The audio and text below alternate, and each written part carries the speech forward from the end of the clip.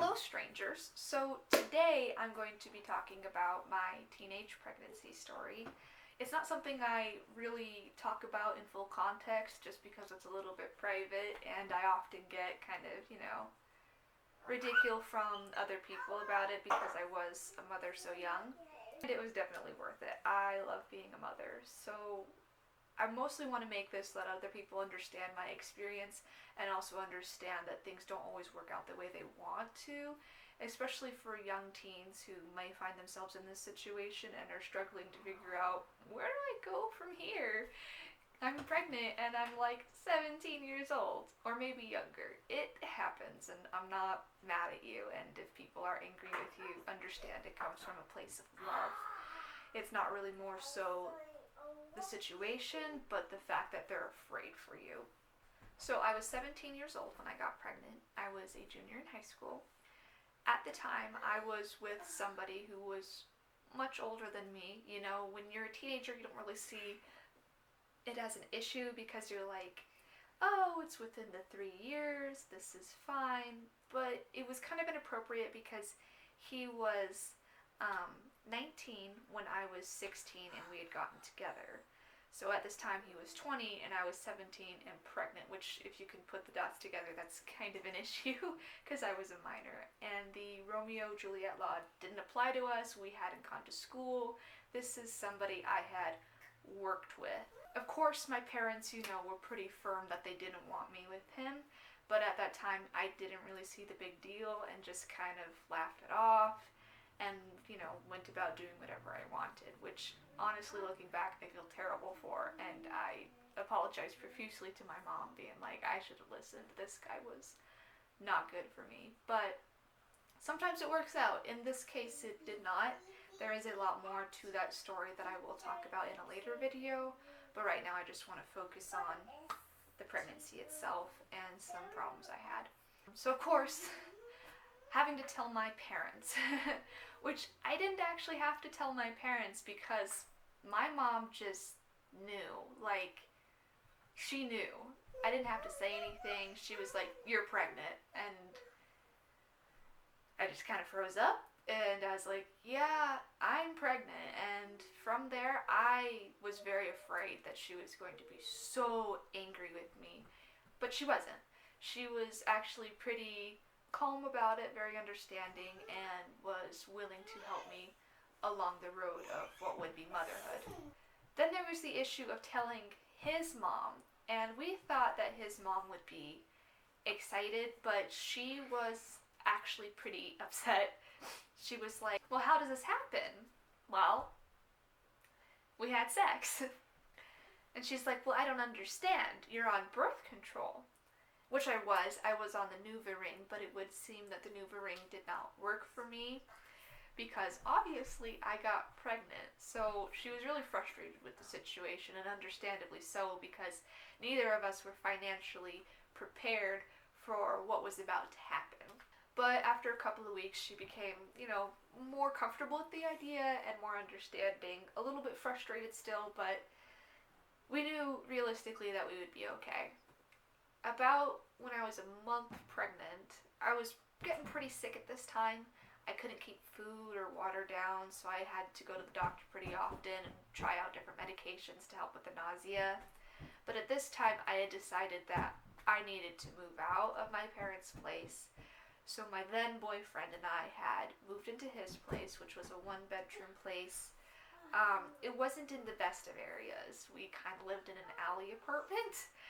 And let's just say slumlords is like the easiest way and quickest way to describe what kind of household that was. It was very unsanitary. The ceiling in the bathroom was falling down. The carpet was just trashed and ripped. We had a broken window that went unfixed for like 2 months in the winter. It wasn't the ideal place, but it's what we had to work with at that time. So I started living with him, and I was still going to school, but as time went on and I was still working, I became more and more ill, and we didn't really know what was wrong at that time. The doctors just kept saying it's probably just nausea, you need to rest more, but the nausea soon turned into fainting, and the fainting turned into like full-on blackouts. So I had to quit my job, medically excused from my school as well. So they would send me packets of homework to do at my house and that I would turn in. That way I wasn't really qualified as being absent. I was still maintaining my work. But that became a lot worse because I ended up having to go to the hospital more, and I was extremely anemic and dehydrated. I did not fare very well. And during this time, my boyfriend wasn't very understanding. He was just, you just look sick. I don't understand. You don't even look pregnant. I don't understand what the big deal is. Kind of insensitive about the whole thing. And I didn't want to reach out to my mom at that time because I didn't want her worried or trying to take me back home. So I just kind of sat there and suffered through it. Again, there is more details on the story, but it is not what I'm focusing on. So when I reached my second trimester, I felt pretty lonely. I was still really sick. I was not showing at all. Like, I had a tilted uterus, so my daughter was carrying more on my back, so I didn't look pregnant until I was like 8 months along.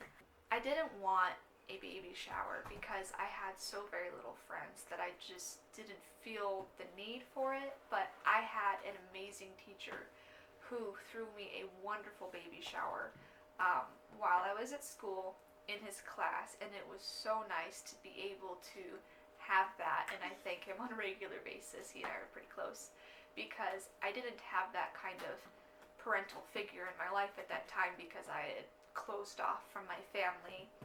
And my ex didn't really want me around my family. He didn't like my parents.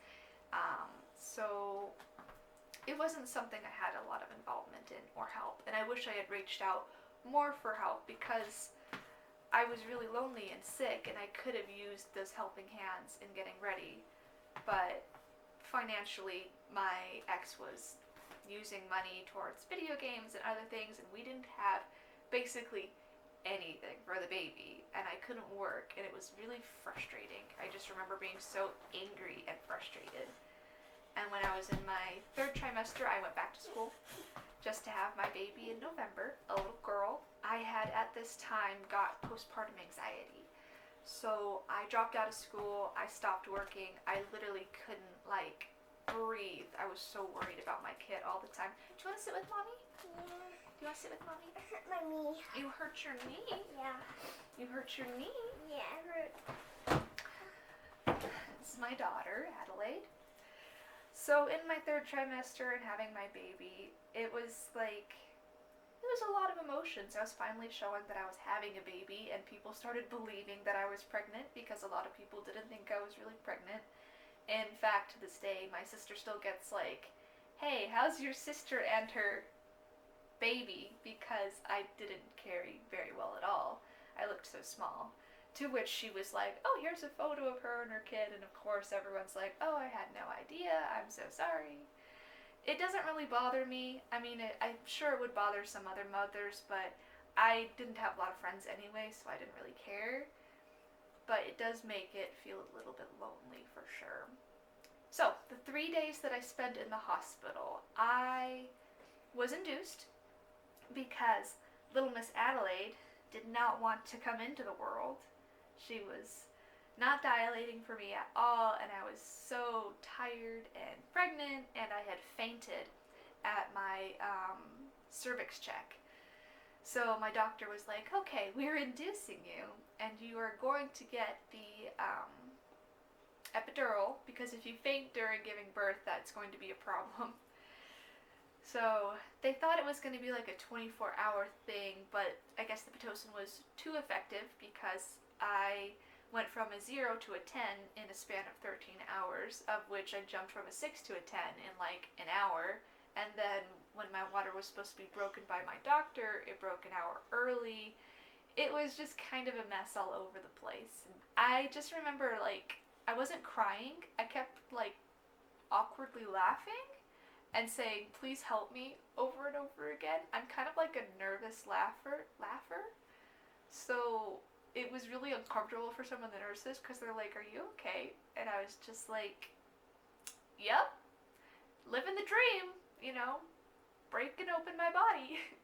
So when she came, I was so tired that I just kind of like passed out.